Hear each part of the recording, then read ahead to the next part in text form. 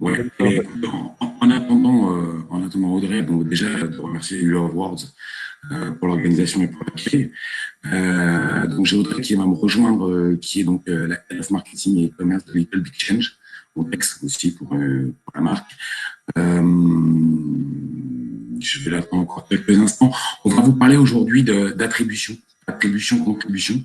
L'objet aujourd'hui, c'est de vous présenter un cas concret avec la mise en place donc, de cette solution chez Montrex et Little Big Change. La vocation des solutions d'attribution-contribution, aujourd'hui, on va voir, c'est justement d'optimiser son mix média. Aujourd'hui, tout à chacun est dans le secteur de la santé, de l'hygiène. C'est aussi le cas. Tous les annonceurs aujourd'hui mettent en place un dispositif. Alors, je vois qu'Audrey est là, je suis là. Il faut qu'elle monte sur scène. Donc, dans ton écran, tu as un petit avatar. Si tu cliques dessus, normalement, tu devrais pouvoir monter sur scène et me rejoindre, Audrey. Voilà. Donc, je vous répondrai, puisque évidemment, au démarrage, c'est quand même de vous présenter les Big Change Complex, ce qu'ils font, leur positionnement, les problématiques justement qu'ils ont eues sur leur mix média, et quelle était leur réflexion justement pour se doter d'un outil comme Wizali, pour justement mieux piloter l'ensemble de leur prise de parole et de leur dispositif média sur le digital. Voilà. Donc, en l'absence pour l'instant d'Audrey, mais je la laisserai peut-être revenir, je vais le faire à sa place. Donc, Montex, n'est pas forcément une marque qui est très connue pour le grand public, puisque ce sont aujourd'hui toutes les couches que vous allez trouver en grande surface en marque de distributeur, mais également une offre aujourd'hui digitale, Little Big Change, qui est un principe d'abonnement justement à des couches. Pour les enfants des plus bas âges aux âges les plus avancés. Voilà, Audrey nous a donné quelques chiffres, 500 visites par jour, pour donner un peu le dispositif, Little Big Change, donc qui s'inscrit dans toute la stratégie digitale du groupe, Context, et qui réalise justement 80% de sa publicité sur le digital. Thibaut, je vais te couper, excuse-moi, mais c'est vrai qu'on t'entend assez mal. Est-ce que tu peux essayer sans ton casque, peut-être uniquement avec le micro? J'enlève le casque. Voilà, on va faire un essai comme ça et je pense que ce sera mieux. C'est vrai qu'on a pas mal d'écho. Okay. Est-ce que c'est mieux là? Oui, c'est un peu mieux. Et tu peux aussi peut-être couper ta caméra. C'est dommage, mais normalement, ça améliore un peu la qualité du son. D'accord. Ok. Voilà, là, je pense qu'on t'entend mieux. Est-ce que c'est mieux là? Ouais, c'est mieux, ouais. De toute façon, l'essentiel, c'est pas moi, c'est ce qu'il y a sur les slides. Je te laisse continuer. Donc, il y a les slides. Donc, en attendant qu'Audrey nous rejoigne, donc je fais la présentation sur cette partie-là. Donc, les enjeux qu'avait Little Big Change aujourd'hui, c'était évidemment, c'est un principe d'abonnement. Donc, c'est faire plus d'abonnés. Donc, c'est une très forte croissance aujourd'hui. C'est un objectif stratégique pour cette société que d'avoir cette offre sur le digital et d'avoir le contact direct avec ses clients.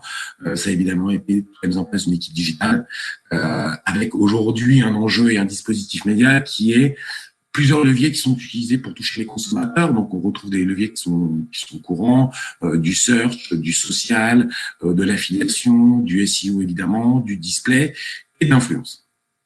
Bon, c'est des volumes d'investissement qui sont maintenant conséquents puisqu'elle a donné la fourchette. Il n'y a pas de chiffre précis évidemment. Il y a des choses qui restent entre guillemets d'ordre de grandeur, on va dire, pour pouvoir que tout à chacun qui nous écoute puisse se positionner. Donc, 1,5 million d'euros. Et une mesure de la performance qui, initialement, était, comme beaucoup d'annonceurs aujourd'hui, 50% d'après Google, encore sur modèle au dernier clic payant. Et donc, la problématique, évidemment, pour Audrey, pour les Big Change, c'était de se dire, OK, moi, j'ai un dispositif qui est large, j'utilise plusieurs leviers, j'essaie de rentrer en relation avec des prospects et des clients via un dispositif, mais j'ai besoin de comprendre à un moment donné quelle est la valeur de chacune des composantes de ce mix média à l'intérieur de mon dispositif pour, encore une fois, optimiser ma dépense média et comprendre davantage le parcours de mes consommateurs au moment évidemment de les recruter. Une fois que j'ai recruté, tout ce qui est lifetime value, c'est-à-dire comme on est sur un principe d'abonnement, comment ensuite va vivre mon consommateur à l'intérieur de mon dispositif. Donc, la problématique et les limites qu'avait Context à l'époque, c'était justement, c'est vu qu'il était décentralisé la performance, chacun disait qu'il faisait la conversion, mais Context ne comprenait pas bien. Donc, Context a lancé donc un projet d'attribution. Donc, ce qui a présidé, évidemment, l'attribution, juste pour nos auditeurs, pour ceux qui ne connaissent pas très bien le sujet, l'attribution, c'est quoi? C'est qu'on sait très bien qu'un consommateur, aujourd'hui, quand il va acheter un produit, tout à chacun fait la même chose, on va avoir plusieurs points de touche avec la marque. À un moment donné, peut-être une bannière display qui va m'alerter sur une offre, peut-être qu'ensuite, en étant plus intentionniste, je vais faire des requêtes sur les moteurs de recherche. Je peux aussi avoir du cashback avec un programme d'affiliation. Enfin, il y a énormément de points de touche qu'il peut y avoir sur le parcours d'un consommateur. L'attribution, son enjeu, c'est quoi? C'est de réconcilier tout ce parcours de consommateur et de comprendre quelle a été l'influence de chacun de ces points de touche. Dans un parcours, on appelle ça la contribution, ou si, dans un autre propos, c'est d'appuyer l'influence objective qu'a eu ce point de touche dans la décision d'achat du consommateur. Tout ça vise évidemment à optimiser les campagnes, à analyser, comme je disais, la contribution de chacun des leviers. Et évidemment, in fine, quand on comprend le parcours de son consommateur et l'influence des différents points de touche et donc des différents leviers que j'ai activés dans mon mix média, ça va permettre de calculer des ROI ou des coûts par acquisition, ce qui va être le cas de Context, c'est-à-dire combien me coûte d'acquérir un nouveau client. Et ensuite, une fois que j'aurai acquis ce client, puisque c'est un principe d'abonnement, combien me coûte de le retenir et donc de pouvoir avoir aussi des éléments de lifetime. Il y a quelques prérequis importants et c'est là-dessus qu'on voulait faire un focus aujourd'hui et d'être sur qu'est-ce qu'un projet d'attribution, quels sont les prérequis, côté annonceur, côté wizard, qu'est-ce que ça représente, encore une fois pour se projeter dans ce type de projet. Les premiers prérequis, on le verra, c'est la particularité de Wizali, c'est qu'on a une solution d'attribution, mais une solution d'attribution data-driven. Alors, je parle d'un modèle au last click, qui sont des modèles positionnels ou des modèles one touch qui ne prennent en considération du clic que sur une interaction. Alors, on sait très bien que le consommateur en a plusieurs. Donc, nous, on est basé sur la donnée et donc, un des prérequis évidemment extrêmement important, c'est la qualité de cette donnée. La qualité de cette donnée, ça peut plusieurs mots pour le décrire. L'intégrité, c'est que la donnée soit vraie. Ça a l'air simple quand je dis ça, mais tous ceux qui ont déjà fait un plan de marquage, définir les bons KPIs, les bons indicateurs et leur bon déclenchement, c'est déjà un sujet. L'exhaustivité de la donnée, pourquoi? Parce que dans le parcours du consommateur, si mon consommateur a eu 5 points de touche avant d'acheter mon produit, si ma technologie ne capte que 3 de ces 5 points de touche, je vais avoir un biais énorme dans le calcul des performances. Je vais surpondérer ces points de touche que j'ai captés, mais je vais carrément ignorer la performance des deux autres. Donc, il y a cette nécessité d'exhaustivité dans la collecte de l'information. La granularité, pourquoi? Parce que l'objectif d'une solution d'attribution, c'est pas juste de vous dire le display, ça marche mieux que le search. Parce qu'évidemment, on parle de quel display? Est-ce que c'est du display prospecting? Est-ce que c'est du display retargeting? Si je parle de search, est-ce que c'est mon search mark? Est-ce que c'est mon search hors marque, mes top keywords? Donc, il faut cette granularité dès le départ pour s'assurer qu'in fine, les recommandations seront opérationnelles et utilisables par les gens qui sont en charge de la gestion du média. Et enfin, la réconciliation. La réconciliation, c'est quoi? L'enjeu, et là, ça va dépendre de chaque annonceur, c'est d'être en capacité de suivre ses parcours, qu'il soit cross-device, parce que mon consommateur va utiliser un temps son desktop, un temps son mobile, mais ça peut être aussi pour des acteurs brick and mortar de réconcilier des parcours qui sont à la fois sur le digital, mais aussi en magasin ou call center. Ça va dépendre de la typologie du client. Voilà, ça peut être des magasins, mais dans la banque et dans l'assurance, on aura plutôt des call centers. Il faudra réconcilier l'intégralité de ce parcours, puisque la conversion peut se faire sur l'online, mais aussi, pour certains acteurs, elle peut être déportée call center ou magasin. Bon, c'est prérequis. Une fois qu'on a collecté cette information, on la centralise. Pourquoi? Parce que plus on centralise l'information, plus on va la rendre intelligente. Parce que je vais pouvoir comparer des informations qui viennent de mon média, des informations qui viennent de mes audiences, quelle typologie de personnes je touche, et qui vont venir aussi éventuellement de mes offres, mes produits. Donc, le but du jeu est évidemment de centraliser toute cette information sur un outil comme Wizali, qui va créer, pour le dire autrement, une forme de data lake marketing où je vais centraliser toutes mes données, à la fois médias, à la fois clients, audience, et même prospects, parce qu'on parle de DMP, mais également tout ce qui va être conversion produit. Voilà. Donc, Quand on lance un projet comme ça, il faut savoir que tout se fait en un jour, mais qu'on va progressivement capter de l'information, enrichir l'information à raison pour comprendre, encore une fois, les impacts, les interactions que je vais avoir dans mon dispositif média et mon comportement de mes consommateurs. Quand on parle, si je creuse un petit peu, quand on parle d'attribution, c'est un peu ce que je t'avais expliqué tout à l'heure. Il y a plusieurs modèles aujourd'hui. Je ne vais pas trop m'attarder sur ce point, mais pour ceux qui voudront plus d'explications, je répondrai à leurs questions. On avait historiquement sur la gauche de cet écran des modèles qu'on appelait, comme je le disais tout à l'heure, One Touch ou Multi-Touch Attribution, qui visaient plus ou moins à se rapprocher de ce qui se passait sur la réalité du consommateur. Mais tous ces modèles étaient des partis pris, c'est-à-dire sur un même set de data en fonction de mes appétences à un modèle ou à un autre. Et ben, ça changeait évidemment et mes performances et la manière dont je pouvais établir ma stratégie immédiate. Donc, pour éviter cet écueil et éviter d'être bloqué, les dernières générations de solutions d'attribution sont parties sur des modèles algorithmiques, ça dépend de ce qu'on a fait, avec deux types d'algorithmes, des algorithmes qui vont être basiques, qui sont sur un set de data assez limité, et des algorithmes un peu plus sophistiqués, ce qui est notre cas, sur, comme je le disais tout à l'heure, une information beaucoup plus riche, beaucoup plus fine, beaucoup plus granulaire, pour pouvoir avoir une vision la plus objective possible. L'objectif d'un modèle d'attribution, encore une fois, c'est de coller le plus possible à la réalité vécue par le consommateur. Un peu comme dans d'autres disciplines, les algorithmes visent, encore une fois, à avoir des degrés d'expertise qui permettent de modéliser à un moment donné un comportement. Donc, voilà un peu ce qu'est l'attribution, ce qu'elle était les enjeux. Je rappelle les limites, c'était aujourd'hui comment Ontex, Little Big Change fait à un moment donné par rapport à des enjeux qui sont de plus en plus importants, des montants d'investissement de plus en plus importants pour continuer son développement, optimiser ses dispositifs et évidemment en vue de chiffre d'affaires et en vue de rentabilité. Le témoignage d'Audrey portait, et je vais le faire à ça, j'en suis désolé, portait évidemment sur la mise en place de ce projet en interne et c'était de revoir un peu les grandes étapes. Donc, quand on lance un projet d'attribution, il faut compter sur cette partie setup qui va permettre, encore une fois, de mettre en place la plateforme et la solution. Ça va varier d'un annonceur à l'autre et de son dispositif, mais de 1 à 3 mois. Dans le cas de Ontex, on est à peu près sur 2 mois et demi, avec plusieurs étapes qui vont permettre justement de mettre en place cette solution et tous les éléments de tracking pour aller collecter la donnée, comme je l'ai dit tout à l'heure. La donnée, c'est évidemment le point de départ de toute l'histoire. Ce qui nourrit aujourd'hui les algorithmes et l'intelligence artificielle, c'est évidemment la donnée, et donc les propos qui sont faits aujourd'hui autour de la big data. Donc, sans vouloir rentrer dans le détail, les différents éléments qu'on voit dans le cercle de ce schéma-là, on va commencer par traiter évidemment dans des environnements qui aujourd'hui, par rapport à tout ce qui est RGPD, tout ce qui peut être limitation sur les navigateurs, va nous permettre justement d'avoir la meilleure collection de données.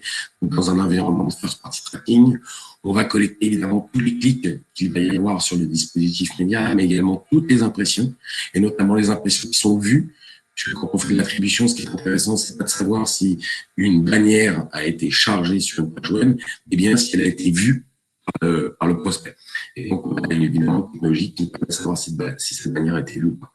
Une fois qu'on a fait cette remontée de données, on va pouvoir ensuite paramétrer l'ensemble de la plateforme et donc de la rendre utile pour notre client en fonction des indicateurs qu'il souhaite suivre, en fonction de ses paramètres, de son modèle économique. La particularité de Ontex, c'est évidemment ses abonnements. Je vais avoir des clients qui vont être au CTL, dans la banque et dans l'assurance, et je vais avoir des gens qui vont au chiffre d'affaires quand j'ai affaire à des e-commerce. Donc tout ça va être paramétré et ensuite il va y avoir une formation pour que notre client puisse prendre la main évidemment sur notre plateforme qui est une plateforme SaaS sur laquelle évidemment on va retrouver énormément de fonctionnalités qui vont permettre de monitorer, d'analyser, d'aller chercher des insights, de créer des rapports et de partager l'information, voire de faire de l'analyse ad hoc, et également de mettre sous surveillance son mix média via des alertes qui vont être des alertes intelligentes qui, en fonction de franchise en seuil sur certains KPIs, vont permettre à nos clients et à nos annonceurs d'être avertis très rapidement d'une problématique à l'intérieur de leur mix média pour pouvoir être très réactifs avec l'ensemble de leurs partenaires médias. Je ne l'ai pas spécifié au départ, mais la position de Wizali, évidemment, par rapport à l'annonceur et ses partenaires, en matière de confiance.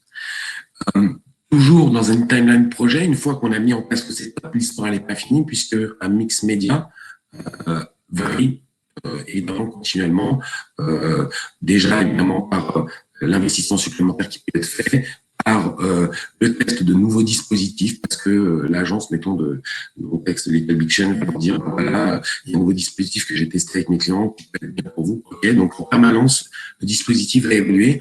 Et donc, il va falloir en permanence aussi avoir ce qu'on évoque en data quality, c'est-à-dire la nécessité de s'assurer que malgré ces évolutions, on a toujours un tracking de la donnée qui est propre. Encore une fois, que vous posez sur la donnée, donc veillez à ce que la donnée soit toujours propre.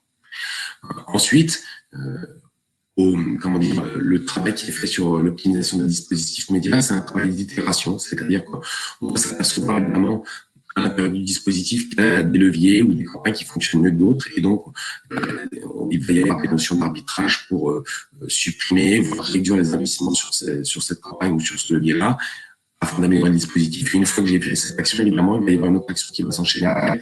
Il y a toujours un fine-tuning qui va être fait, et donc il y a un accompagnement permanent par des itérations qui vont permettre d'optimiser son mix média en fonction de son évolution, mais également en fonction de l'évolution des consommateurs.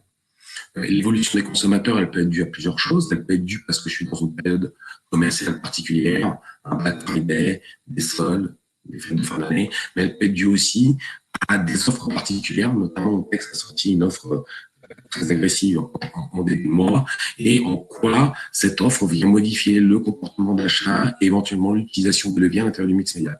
Donc en permanence, c'est d'avoir ce suivi et d'avoir cette agilité pour pouvoir et suivre les performances et avoir des actions correctives sur le dispositif afin d'améliorer ses performances.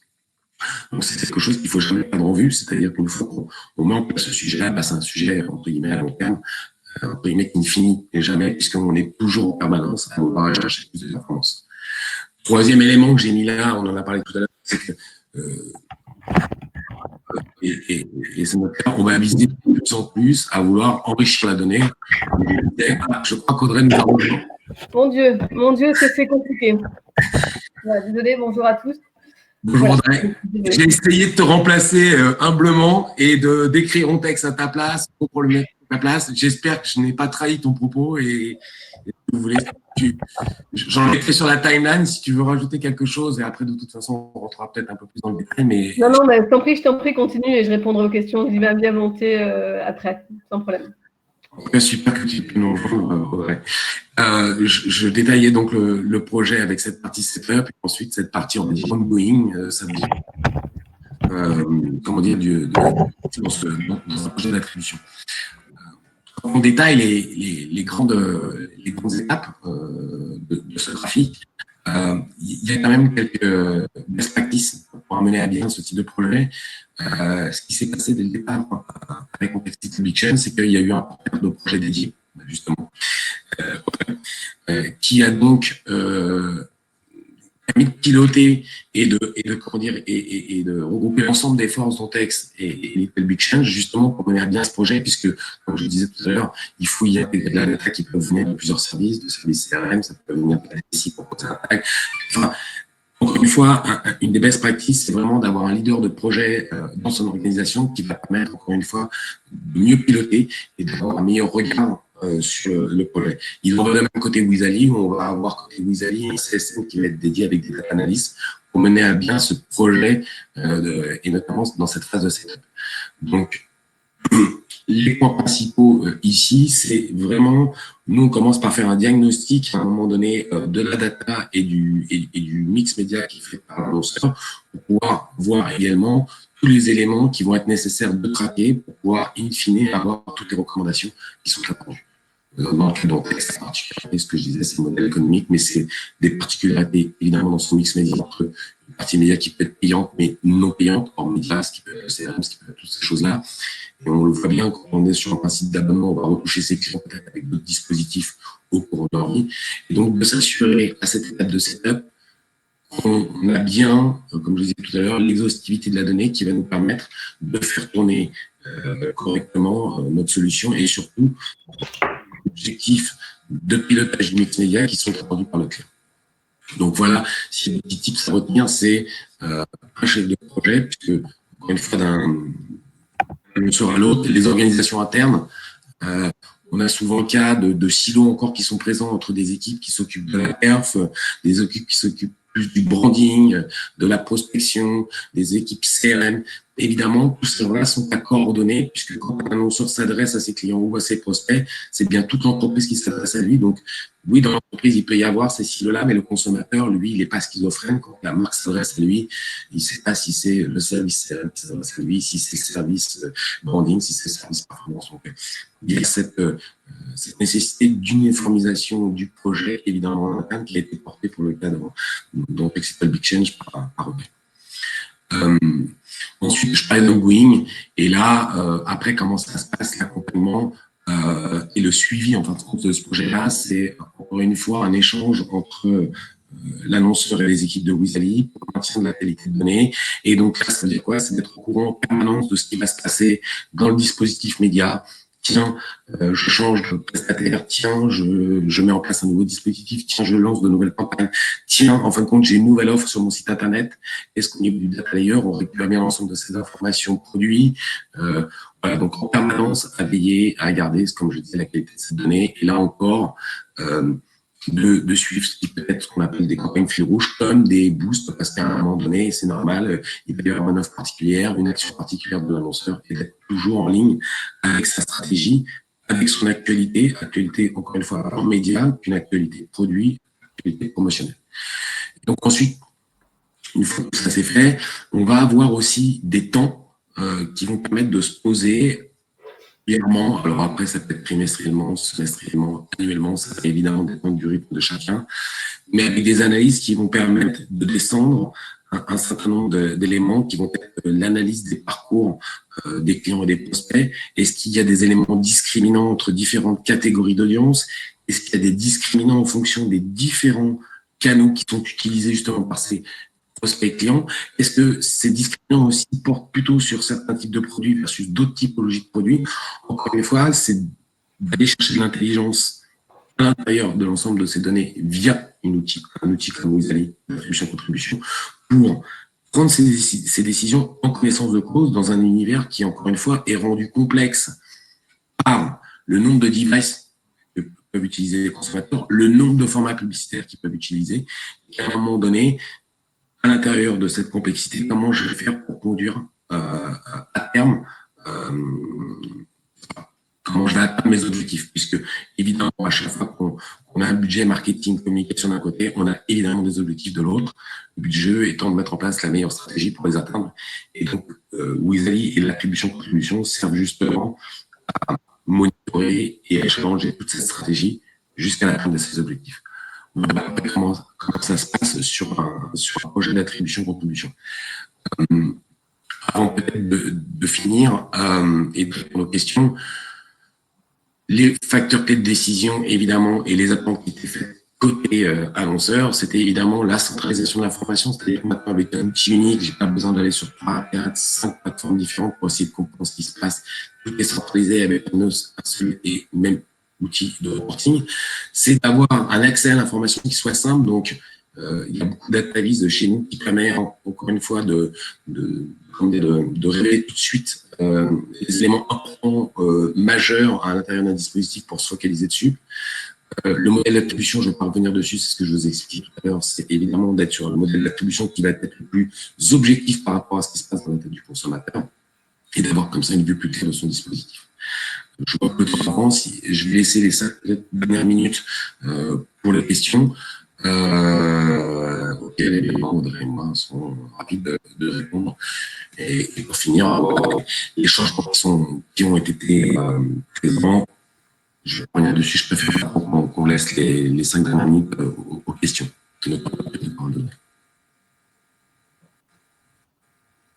Super, merci Thibaut. Je suis navré pour tous ces problèmes techniques. J'espère que ça n'a pas trop impacté votre attention sur cette présentation. Je vous laisse du coup poser vos questions dans la zone dédiée. Je vois que pour l'instant, on n'a pas trop de questions. Audrey, est-ce que tu veux peut-être rajouter quelques mots sur la présentation de Thibaut? Ouais, ce que j'avais prévu de dire un tout petit peu. Alors, j'ai suivi en pointillé un désolé. Il faut compter à peu près 3 mois. Hein, c'est le moment où on va dire on signe le bon de commande et au moment où on peut commencer à récolter et analyser de la donnée.